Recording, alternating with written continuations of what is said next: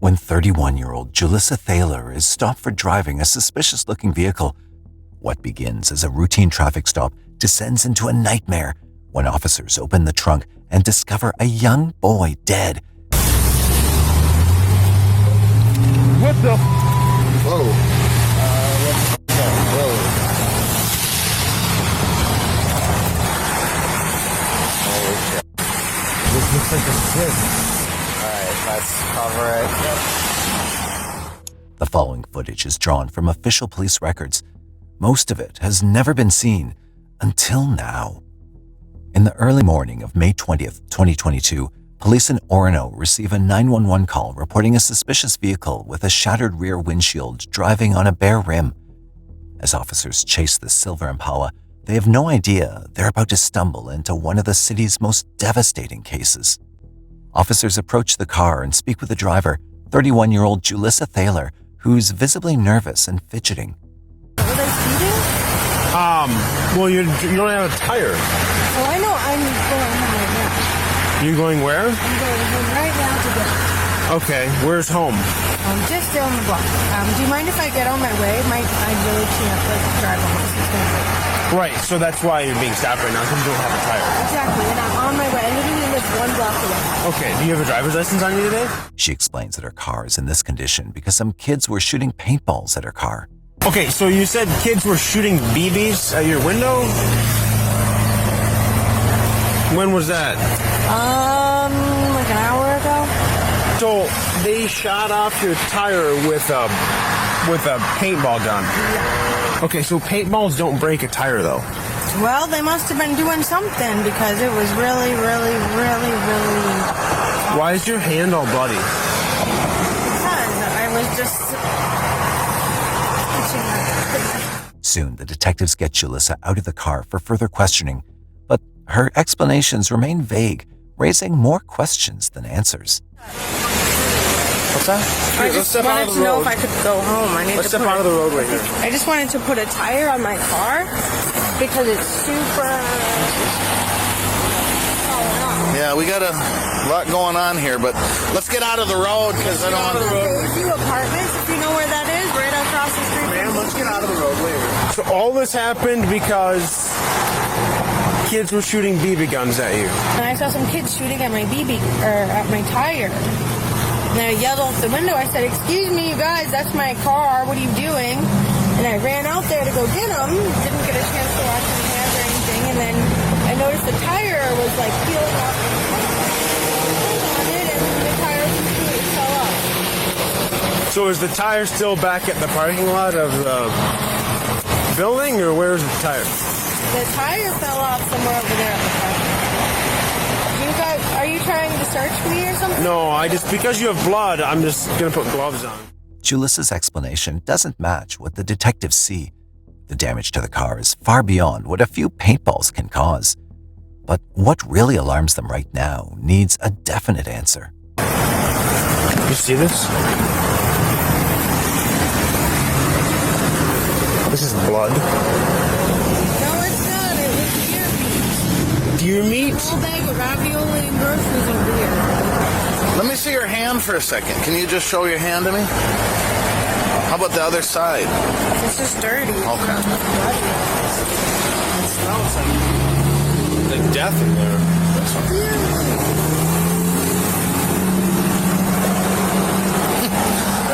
Yeah. I mean, Oh my God, look up in there. Okay, this is like, did you look up? So what happened in this corner here?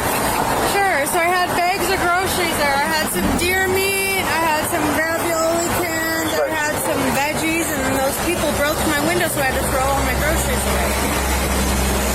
Let's start 06 and just, yeah. What's up? So nobody else was in here today with you, right? No. Nobody. No. Okay.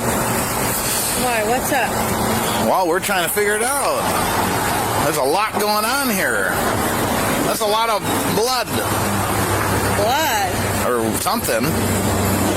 What's with? what looks like blood in there. And It's not blood, it's deer meat. I have a big bag of, there's a farm around here that does deer meat and hamburgers, so I get fresh bags from them. okay. Glass bottle over it, sort of throw it out. I also have like tacos and like some. Where did this happen then? At the Alano Club in, do you know where the Alano Club is by Shell gas station? Al-Anon? Yeah, Alanon. You Okay. know where the Shell gas station is, right? Yep. Yeah, it happened over there. Okay. I mean, it's just deer meat. You can look at it. Yeah, where is it? Where is? I threw it out. It was full of glass. Okay. Was the deer meat sitting on the back? And then a few bags of groceries. Yet despite everything detectives point out, Julissa doesn't budge from her deer meat explanation. And as her answers circle back to the same story, detectives feel their suspicions sharpening, most of all toward the trunk she keeps avoiding. What do you have in your trunk? Nothing. Nothing in the trunk at all? Nothing. There's no deer meat or anything in the trunk? No, sir. Does anybody else drive your car? Or just... Just me.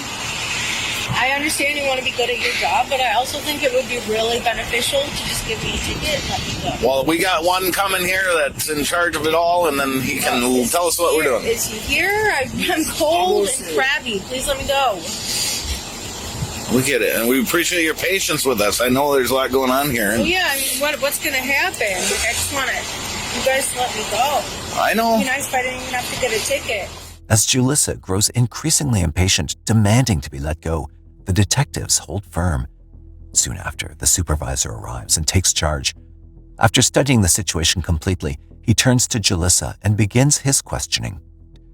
Tension rises as she starts demanding clarity, unaware that his next move is entirely out of her hands. No, but at this time, we're not releasing your vehicle back to you. One, it's unsafe to drive. There's no tire on the front left-hand side. Two, your back window's shot up, and to me, you see the back seat right there? Yeah. It looks like a bullet hole. Well, I have a spare tire in my garage. I can't really go. So right now, all right, I don't have any. You're not under arrest. You're not being detained, but we're not letting you take your vehicle right now. We're impounding your vehicle. Detectives decide to detain the vehicle, noting the condition of her car and inconsistencies in her story, and offer her a ride back home. And while some detectives drive Julissa home, others stay behind to examine the vehicle. Here's your thoughts on one thing. We have not checked the trunk, and I have this terrible feeling about the trunk, and I've had it the whole time. I don't know if we can peek or if we want to leave it alone or knock and say, hey, anyone in there?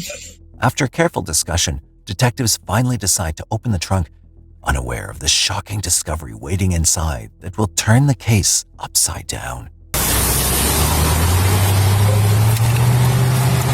Whoa.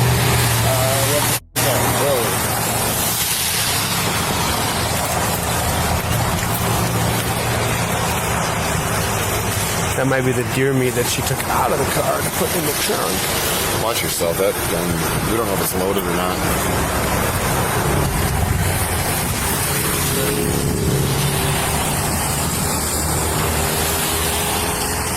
What is this? Yeah. Is it an amp?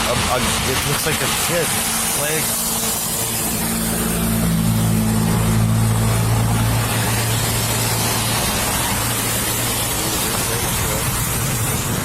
Okay. Oh, hey.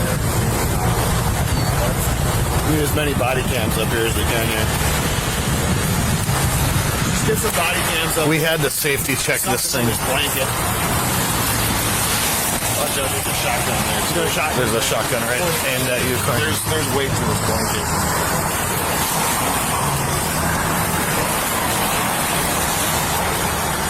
Okay. All right, let's cover it. Inside the blanket in the trunk, detectives are met with a shocking sight. A young boy's body, his head gone. An image far beyond anything they expected at the scene. Let's go grab her. Yeah. Let's go get her right now. Baby condos. She ran in there, by the way. She booked it when she got out. Okay, so we get there. She ran in her apartment. She's not going to come to the door. We're gonna have to get her. We're just going to boot it. Yeah, we're going. At that moment, detectives realized they made a mistake letting Julissa go. Urgency spikes as one team races to the Shell gas station she mentioned, while the others storm back to her apartment, this time to put her in handcuffs. Police, come to the door! Police, come to the door! Open the door, we'll kick it down! Open the door! Dig it. Police, come to the door! Check that right there. Check it. I got the door here. Check that one. Police department. Watch that one. I'll cover this one. Please, don't with your hands up! Announce yourself! Please, announce yourself! But when the detectives step inside the apartment, they notice that Julissa has vanished. The detectives don't waste a second. They start combing through her apartment, hoping it holds something that explains the horror they've just discovered.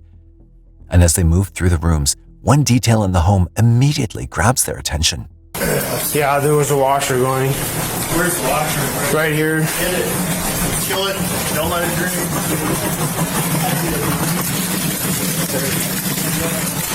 Nicole, you want to go down and start working with her on cameras where this chick went? Inside the washer, detectives discover bloody clothes tumbling in the drum, and the machine, still running, tells them that Julissa can't have gone far. To pin down her timeline, they pull the building's CCTV, hoping it shows when she walked out and where she headed. The footage shows that Julissa isn't alone. She's seen leaving with an unidentified man just 30 minutes before detectives arrive.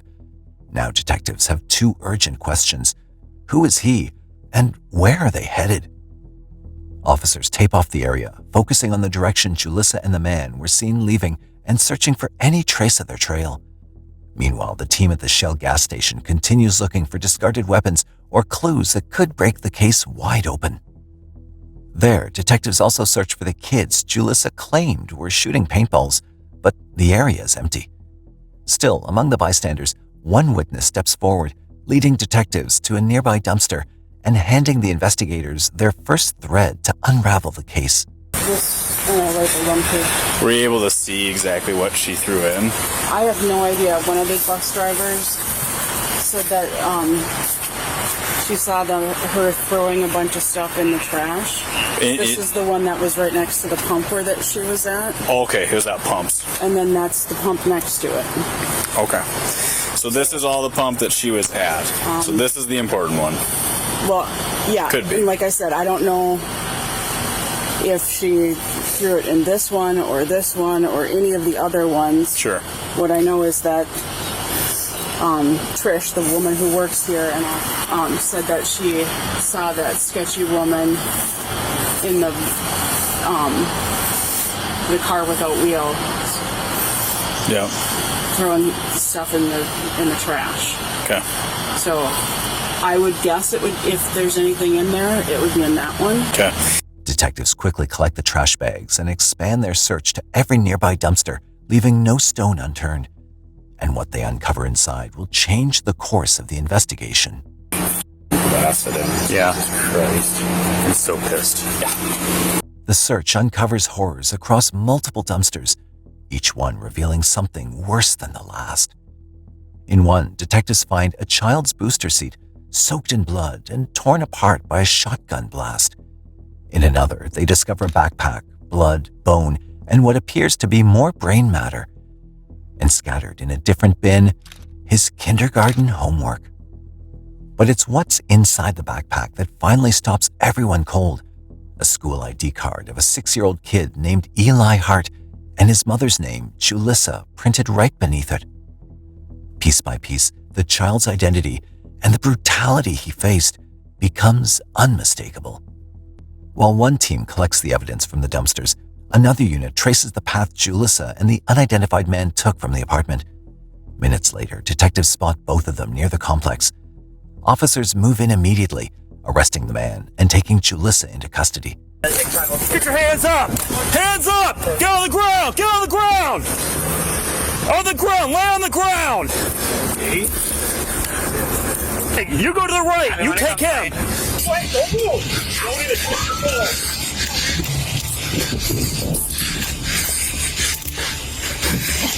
You want to double laugh? I can find sort of a search here. What am I under arrest? Don't have anything on there.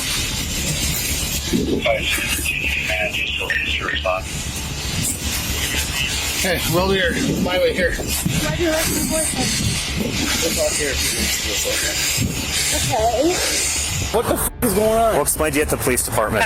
Well, no, what the f is going on? Seriously. You'll be explained to it at the police department. You're being detained right now. For what? Put him in there for now. For what? They ain't just walking down the streets all noon. With both suspects secured at the same time, detectives finally have their first real chance to understand the horror that's unfolded. The investigation is getting increasingly disturbing with each step, and it's time to sit with Julissa to finally get clarity on what they've discovered.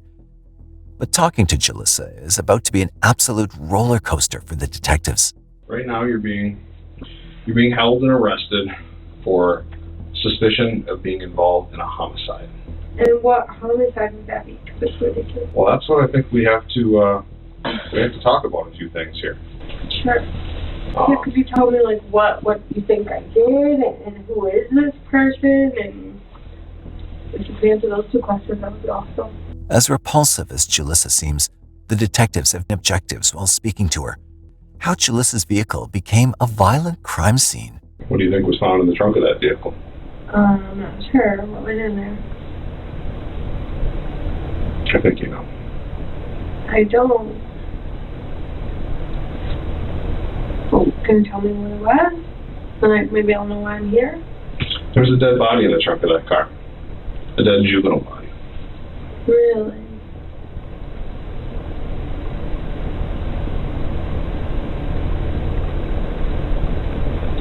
Who was it? That's what I can't answer right now. That's why I'm here talking to you right now. The reason why we don't know who it was is because the head was missing. What? In my car? When I talked to you earlier, you had told me that you had that car and you were doing Instacart from 10 p.m. till 6 a.m. Shortly into the interview, Julissa refuses to even accept that she was driving with a child's dead body and blood in her car. One of the things she does repeatedly in the interview is ask for an attorney, but then continues telling her story anyway.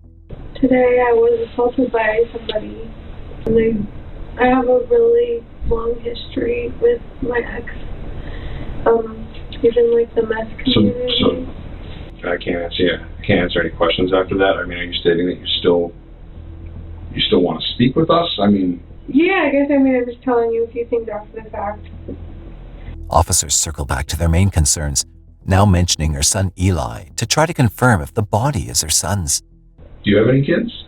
I have a son. You have a son? How old is your son? 6. 6 years old? Yeah. What's your son's name? Eli? Does Eli live with you? He does, but he was with my boyfriend. Where was Eli today? Because, I mean, we were at your apartment earlier. He's with my boyfriend. Who's your boyfriend? Rob. Rob? Okay. As the questions begin to heat up, Julissa loses patience and seems restless to leave. Can I just go home and check on my baby and check on my house and everything? Well, I thought you said Eli was with Rob. Yeah, I need to go home. I need to find my phone. You guys took my car that had my phone. It had my money. Right now I know that there's nobody at your house. I know that. Would I be able to go home? Can you release me? I need to paint this picture. Okay, so maybe you can ask me questions, but I don't want to be under arrest. I didn't do anything. As Julissa slowly realizes she's not getting out of custody without giving the detective some answers, she opens up with some new and shocking revelations. Okay, well, can I tell you guys something off the record then? Yeah, I have every right to tell you guys something off the record. Everything's on the record. So, okay, well, you can say off the record. I'm kind of angry right now because my ex involved me in some pretty horrible stuff. And, I have like multiple restraining orders against him, and you guys can even tell every threat in the restraining order. There's bomb threats, gun threats, shotgun threats. murder threats, and so I can prove that he's like capable of doing that in those restraining orders. He violated the order of protection. Actually, I think I was here like 2 weeks ago because my house was broken into 2 weeks ago. And then occasionally, because when I first got that order of protection, he was a meth dealer, and I snitched on him because I wanted to leave. I wanted me and my baby to be safe. And so I snitched on him, and the police did a complete raid of the house. They arrested a few of his friends, went to the higher-up meth dealers, and started arresting them. And then I got really scared because then they found out I snitched. And it's been really bad for me ever since. I get harassed everywhere I go. Like if I go to the cities, they harass me there. If I'm ever around like the meth community, they know my face, they know my name. And Tori has like a really, really long history of a really, really like big friend group of like meth smokers. And all of them are really, really possessive over my child. And I've tried to protect my child from Tori and everything he does, because there's like drugs and he steals stuff, and all these big meth dealers like know who he is. And occasionally here and there they reach out to me in the community and they'll be like, hey, they'll say something super threatening. And I'm just sitting there scared like, oh, great. Julissa mentions her ex-husband, Tori Hart, who's also Eli's biological father, as an abusive figure in her and her son's lives. Evidently, Julissa and Tori were in a long-running custody battle for Eli, who was reunited with Julissa just 10 days before his murder. While Julissa tries to highlight Tori during the interrogation, the detectives are more interested in the events after midnight. When Julissa's pressed to explain the same, she reveals an absolutely unexpected detail for the detectives. I was assaulted last night. What time? It would be like midnight. I was around the area just looking for grocery stores, and some of my baby daddy's meth community guys reached out to me. I stepped out of the car, started smoking a cigarette with them, and then they got really, really mad at me. Where did this happen? Over by like Minneapolis. And then they got really, really mad at me. And they said that Tori's been my baby daddy. They said he's been really, really mad. I said, well, I'm sorry, it's not my fault. I don't know you guys anymore. I don't associate with you guys anymore. If you could please just leave us alone. We actually had court for a domestic violence restraining order like 2 days ago, which I tried to get my son added to, and they denied it. And then they were threatening me, and then they pushed me up against the car and assaulted me. So then I got my car, and the rest I need a lawyer for. Julissa claims she's been assaulted by meth heads sent by Tori, seemingly to shift suspicions to him. She says this is something Tori habitually does. But when detectives ask her where exactly she was assaulted, Julissa fails miserably. And shortly after, she surprises the detectives with another addition to her story. When we stopped you, had like that one flat tire. Was that something that was related to the assault? Yeah, they were the people who stabbed a hole in my tire. How long did the assault take place? A few minutes. And did you get, how did it come to an end? I guess he was done. He was done assaulting you? Yeah. Were you badly hurt? I mean, yeah. I mean, he was a clown, but it was fine. So it was a Out of nowhere, Julissa suddenly claims she's become a sexual assault victim and again tries to frame Tori for all the wrongdoings of the morning. Still, Julissa fails to explain how a child's dead body ended up in her car. Detectives go along with her story and see whether anything she says can start making sense. I think we should cover your assault a little bit more. If there's... I held a gun to my head. There's a gun now? Okay. Now. You hadn't mentioned the gun before. You said that there was a knife involved. You said there was a knife involved. There, I would have ran.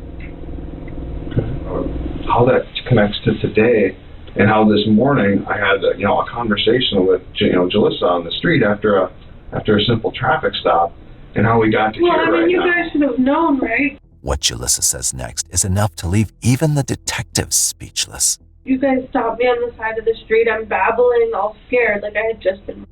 and you guys didn't even notice. And you asked me why my window's broken and there's a rim missing off my tire, and you guys didn't even bother to ask me if I was okay. Should we did. That's the first thing that Officer Bush asked you. He asked you if everything was okay right now. He talked to you for 4 or 5 minutes. I think a good officer would be able to look at somebody in the eye and tell, like, are they really okay, or are they just telling you they're okay? We're at 10 o'clock, you stopped, the assault happened, that's when the occurred and the gun was pulled to your head, and I haven't heard one little thing about a little boy in any of this. Julissa doesn't reveal a word about the dead body in her car and keeps framing Tori for her assault. It's now time for the detectives to reveal some pretty hard evidence they have against Julissa. But what she doesn't know is that officers have reviewed CCTV footage from the night before the discovery, which shows Julissa at 11:22 p.m. walking out of the garage with her son Eli, then placing him gently in the back seat of her car. This is the last time anyone saw the 6-year-old boy alive. Investigators are loaded with evidence in the interrogation room, and they move on to confront Julissa. We have a really good idea of who that little boy is in the trunk, and you do too. We know things. And we wanted to come in here and at least give you, the opportunity to be honest, to help yourself, and you couldn't do it. I just tried to be honest with you guys. I told you exactly who it was and why I've done coverage for them. We wanted to give you this opportunity. So we spent all day gathering evidence, both video, surveillance from every business in the area. Okay, maybe the fingerprints are on the car? We spent the whole day with forensics. We've analyzed things. There's things that we know, like you were at the Shell gas station. We know that. We know what you did there. We know that because we have video. We know that because evidence was collected. So this is your time. It's this person with blood and tissue matter, and more blood and more tissue matter, and mud and water. What do you mean blood and tissue matter? So this is your time to talk. What does that mean, blood and tissue matter? I think you have an idea what it means. And this is your opportunity to be honest with us. I was just honest with you, and you're not listening to anything I'm saying. I just gave you the information of these people who are harassing me. So a generic person in the meth community, that's what I'm supposed to go on? I'm supposed to help this little dead child? This dead child in a trunk? Your son that has body parts, skull, brains of your son in the back seat. The back window shot out, and your son is dead in the trunk. How do you know? You tell me what that looks like. In another dumpster, there's pieces of it. A backpack with his name on it. So cut the crap. With surveillance video. Multiple witnesses that see you. What witnesses? Julissa had also claimed earlier in the interview that she'd left her apartment alone at 10 p.m., but here too, she gets confronted by the detectives with clear evidence. Are we still talking about? Are we still talking? She's just talking. He just stopped talking to me. He accused me of lying about the rape. Well, Julissa, you have in mind because you said that you left by yourself, and we have you leaving your apartment with your son at 11:23 p.m. I'm aware. Where's your son now? I'm not sure. Detectives have heard enough from Julissa and are ready to wrap up the interrogation. On May 21st, 2022, detectives are finally ready to arrest Julissa for murder. You're here and arrested, and will be both in charge of murder. What? You were the last person to be seen with your son. That's not true. I just told you I was.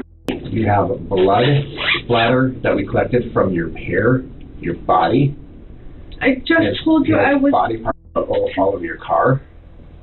Are you listening to me? I just told you I was raped. He was found in the trunk of your car, along with the weapon that is forensically examined, and it's probably going to have some evidence that may connect you. You're here, you're charged with murder, and you're going to be booked at the Hennepin County Jail.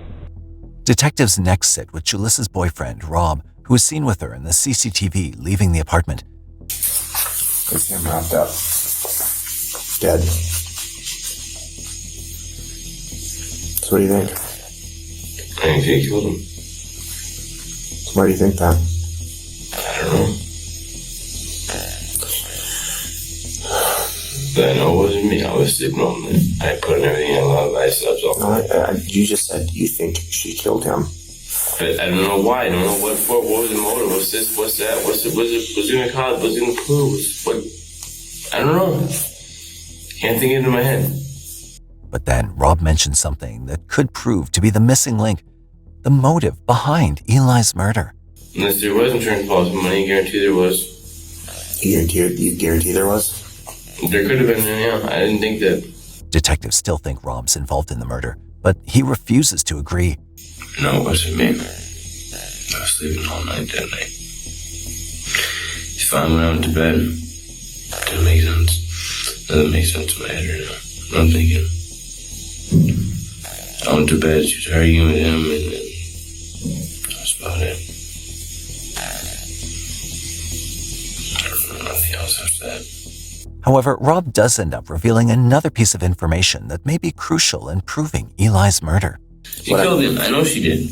How do you know it? I just know she did. I know for a fact she did. How? I know for a fact she did. How? Because I just do. Because what? I just do. I just know. You can't, that's not She's the only person that had to have done it. The only person. You can't say I know for a fact. She's the only one that had access to that gun, not me. I didn't know where it was. She put it away in storage or something, she said she did. And she pulled it out the same night that he dies. That's pretty f***ed up. Don't you think so? When you guys would get done shooting, she would put the gun away somewhere that you didn't know? Yeah. It wouldn't stay in the car? No. It would come into the apartment? Yeah. And then she'd put it somewhere in the apartment? I don't know where. I'm just saying, we know that you didn't leave Thursday Let me night. tell you something. Detectives next make a smart move to determine Rob's level of involvement by implying to him that Julissa has confessed to the crime. She's kind of pointing the fingers at other people. How can you help yourself? How can you help yourself? How can you prove? I just see my phone, I can do something. How can you prove that when she says, we planned this, he knows all about it? I don't know what you're talking about. What is plan what? How can you help yourself get out of that? Rob, when we, in anything that I'm confused, man. I don't get this shit. In anything that we deal with, when somebody tells us one thing, what do? We investigate it. What plan? What are you talking about? Rob doesn't back down from his story, convincing detectives of his innocence despite being close to the crime. In the autopsy report, it's confirmed that the dead body is that of Eli Hart. He was shot around 9 times, likely while he was helplessly strapped in the car. Authorities also learned that Eli was prelingually deaf. Julissa's nonchalant demeanor toward murdering her own son is disturbing beyond limits. Detectives sit with her one more time to confront her with the crime she's committed. Is that a little boy, Brent? Yep. That's Eli. It's Eli. Did you confirm it?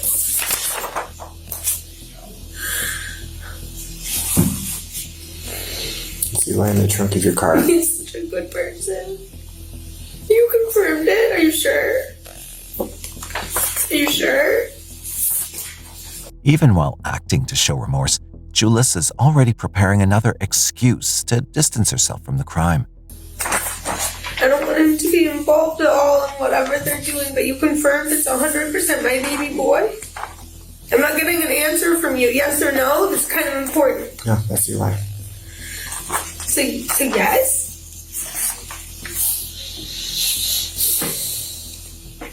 What is that? You tell me.